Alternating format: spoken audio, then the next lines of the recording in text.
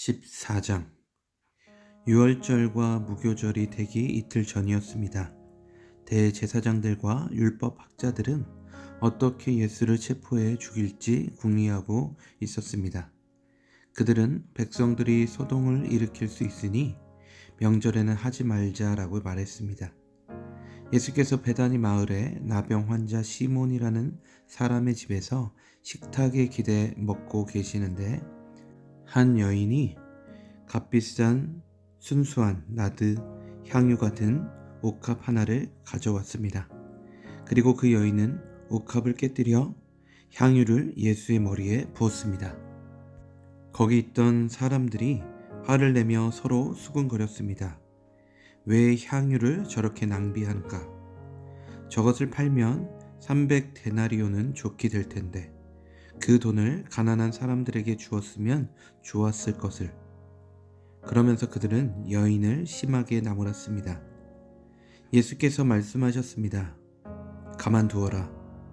어찌해 이 여인을 괴롭히느냐? 이 사람은 내게 좋은 일을 했다. 가난한 사람들이야 항상 너희 곁에 있으니 너희가 원하기만 하면 언제든지 도울 수 있지만 나는 너희 곁에 항상 있는 것이 아니다. 이 여인은 자기가 할 수 있는 일을 했다. 내 몸에 향유를 부어 내 장례를 미리 준비한 것이다. 내가 너희에게 진실로 말한다. 온 세상 어디든지 복음이 전파되는 곳마다 이 여인이 한 일도 전해져서 사람들이 이 여인을 기억하게 될 것이다. 그때 12 제자 가운데 하나인 가룟 유다가 예수를 배반해서 넘겨줄 심산으로 대제사장들에게 갔습니다. 그들은 유다의 말을 듣고 무척 기뻐하며 그에게 돈을 주기로 약속했습니다. 그래서 유다는 예수를 넘겨줄 기회를 엿보았습니다. 무교절 첫날, 유월절 양을 잡는 날에 제자들이 예수께 물었습니다. 우리가 주를 위해 어디에 가서 유월절 음식을 준비하는 것이 좋겠습니까? 그러자 예수께서 제자 2사람을 보내시며 말씀하셨습니다. 성 안으로 들어가면 물동이를 메고 가는 사람을 만날 것이다. 그를 따라가거라. 그가 어디로 들어가든지 그 집주인에게 선생님께서 제자들과 함께 유월절 음식 먹을 방이 어디냐고 물으십니다 라고 말하라. 그가 잘 마련해 놓은 넓은 다락방을 보여줄 것이다. 거기에다 우리를 위해 음식을 준비해 두라. 제자들이 떠나 성 안으로 들어가 보니 모든 것이 예수께서 말씀하신 그대로였습니다. 그리하여 그들은 유월절을 준비했습니다. 그날 저녁이 되자 예수께서 12 제자들과 함께 그 집에 도착하셨습니다. 함께 식탁에 기대어 음식을 나누는 동안 예수께서 말씀하셨습니다. 내가 너희에게 진실로 말한다. 너희 가운데 하나가 나를 배반할 것이다. 그가 지금 나와 함께 먹고 있다. 그들은 슬픔에 잠겨 한 사람씩 예수께 물었습니다. 설마 저는 아니지요? 예수께서 대답하셨습니다. 12명 가운데 한 사람이다. 지금 나와 한 그릇에 빵을 찍어 먹는 사람이다. 인자는 자신에 대해 성경에 기록된 대로 가겠지만 인자를 배반하는 그 사람에게는 화가 있을 것이다. 그는 차라리 이 세상에 태어나지 않았더라면 좋았을 것이다. 그들이 음식을 먹고 있는데 예수께서 빵을 들고 감사 기도를 드린 후 떼어 제자들에게 나눠주며 말씀하셨습니다. 이것을 받으라. 이것은 내 몸이다. 그리고 나서 예수께서는 잔을 들고 감사 기도를 드리신 후 제자들에게 주셨습니다. 그러자 그들 모두 받아 마셨습니다. 예수께서 그들에게 말씀하셨습니다. 이것은 많은 사람을 위해 흘리는 내 피, 곧 언약의 피다. 내가 너희에게 진실로 말한다. 내가 하나님 나라에서 새 포도주를 마시는 그날까지 포도나무에서 난 것을 다시는 마시지 않을 것이다. 그들은 찬송을 부른 뒤 올리브 산으로 향했습니다. 예수께서 그들에게 말씀하셨습니다. 너희는 모두 나를 버릴 것이다. 성경에 이렇게 기록되어 있다. 내가 목자를 치리니 양떼가 흩어질 것이다. 그러나 내가 살아난 후에 너희보다 앞서 갈릴리로 갈 것이다. 베드로가 장담하며 말했습니다. 모든 사람이 주를 저버린다 해도 저는 그렇게 하지 않을 것입니다. 예수께서 대답하셨습니다. 내가 내게 진실로 말한다. 오늘 밤 닭이 2번 울기 전에 내가 나를 모른다고 3번 부인할 것이다.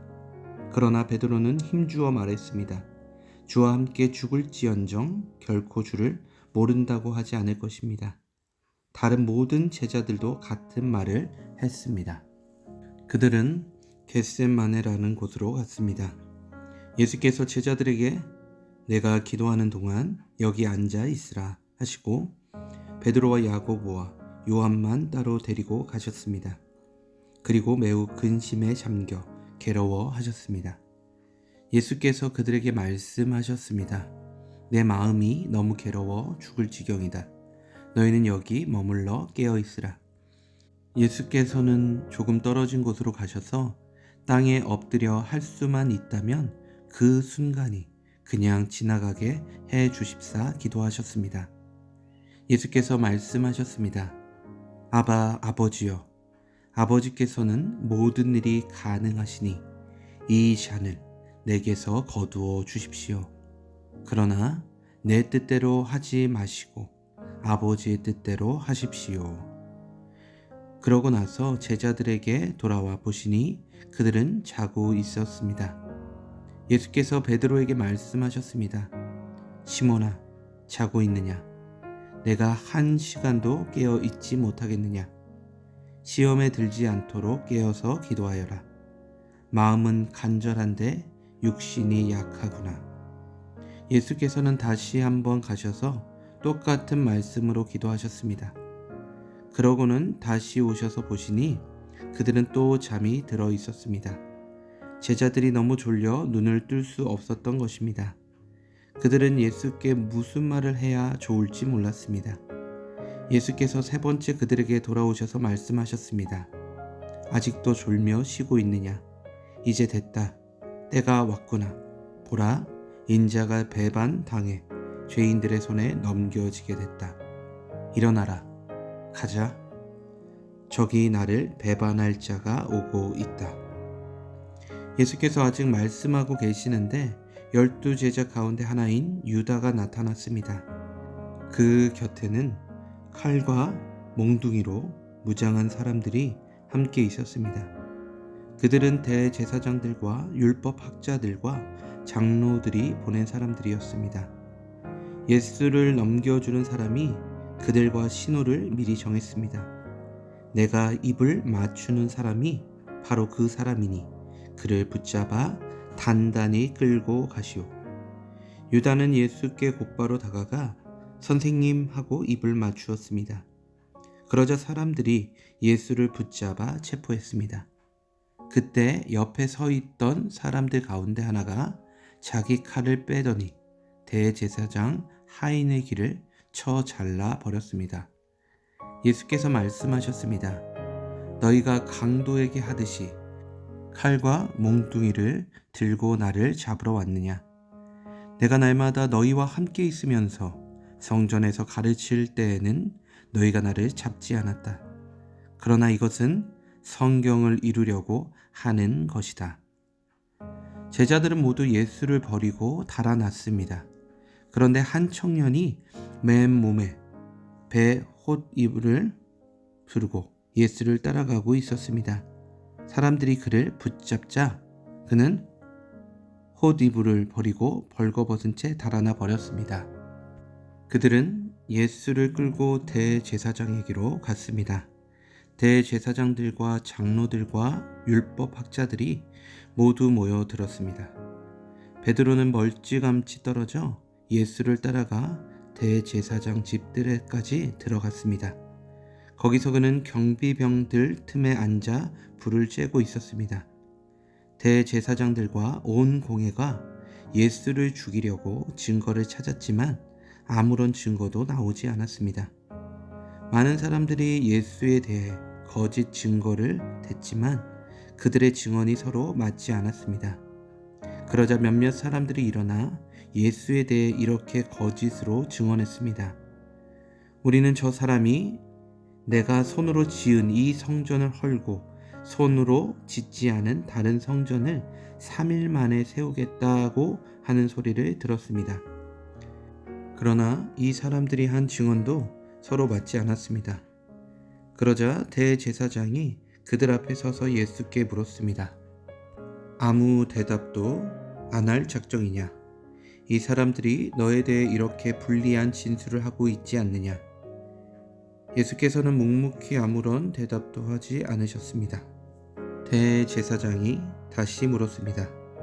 내가 찬송받으실 하나님의 아들 그리스도냐? 예수께서 대답하셨습니다. 내가 바로 그다. 너희는 인자가 전능하신 분의 오른편에 앉아 있는 것과 하늘 구름을 타고 오는 것을 보게 될 것이다. 대제사장은 자기 옷을 찢으며 말했습니다. 더 이상 무슨 증인이 필요하겠소? 하나님을 모독하는 저 말을 여러분이 들었는데 어떻게 생각하시오? 그들은 모두 예수가 사형을 받아야 마땅하다고 정죄했습니다. 어떤 사람들은 예수께 침을 뱉었습니다. 또 예수의 얼굴을 가리고 주먹으로 때리며 말했습니다. 누가 때렸는지 예언자처럼 맞춰보아라. 경비병들도 예수를 끌고 가 마구 때렸습니다. 베드로가 집 안뜰 아래쪽에 있는데 대제사장의 하녀 하나가 다가왔습니다. 하녀는 불을 쬐고 있는 베드로를 보고 가까이서 자세히 살펴보더니 말했습니다. 당신도 나사렛 예수와 한패지요. 그러나 베드로는 부인했습니다. 내가 지금 무슨 말을 하는지 나는 알지도 못하고 깨닫지도 못하겠다. 그리고 베드로는 문 밖으로 나갔습니다. 그 하녀가 거기서 베드로를 보고 둘러서 있던 사람들에게 다시 말했습니다. 이 사람도 저들과 한패예요. 베드로는 다시 부인했습니다. 조금 있다가 옆에 서 있던 사람들이 베드로에게 말했습니다. 너도 분명 저들과 한패가 틀림없어. 갈릴리 사람이잖아. 그러나 베드로는 저주하고 맹세하며 말했습니다. 나는 당신들이 말하는 그 사람이 누군지 알지 못하오. 바로 그때 닭이 2번째 울었습니다. 그러자 베드로는 닭이 2번 울기 전에 내가 나를 3번 모른다 할 것이다 라고 하신 예수의 말씀이 생각나 엎드려져 울었습니다.